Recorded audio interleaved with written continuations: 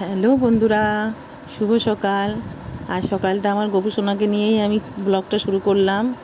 এই যে আমার গোপুসোনাকে ঘুম থেকে উঠালাম, চোখ মুখ ধুইয়ে, তারপর ঠাকুরগুলো সব মুছে নিলাম পরিষ্কার করছি, দেখতেই পাচ্ছ।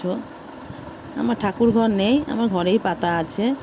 এই যে সব ঠাকুরগুলোকে একসাথে স্নান টান করিয়ে উপরে বসিয়ে দিলাম।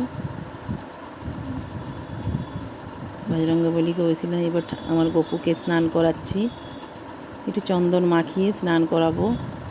স্নান করানো হয়ে গেল। এই যে আমার গপুকে আরেকটু স্নান করে দিলাম। গপু বলছে হ্যাঁ। এরপরে গপুকে স্নান টান করিয়ে জামাটা পরিয়ে দিলাম। এই যে আমার গপুকে রাখিও পরানো হয়ে গেল। কেমন লাগছে বন্ধুরা? ভালো লাগছে তো? একটা লাইক কমেন্ট শেয়ার করে দেবেন একটু। এই যে আমার এদিকে আরেকটা গপু আছে, এই যে দেখাচ্ছি, দেখো। এই যে এই গপুটা একটু ছোট, তার জন্য পাগড়িটাও একটু ছোট, অনেক বড় হয়ে গেছে, গপুর তুলনায় অনেক বড় হয়ে গেছে। এই যে আমার গপু, কেমন লাগছে? এই গপুটাকেও আমি একটু রাখি পরিয়ে দিলাম।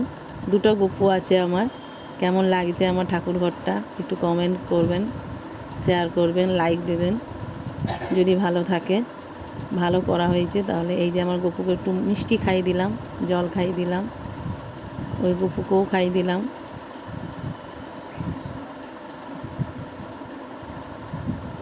শুভ রাখি পূর্ণিমা সকল বন্ধুদের জানাই।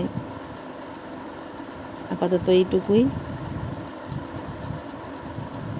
এই যে আমার ঠাকুর ঘরটা দেখো, ছোটোখাটো কিন্তু ভালো লাগছে। আমার গোপুসোনাকেও খুব ভালো লাগছে। টাটা বন্ধুরা, এতটুকুই।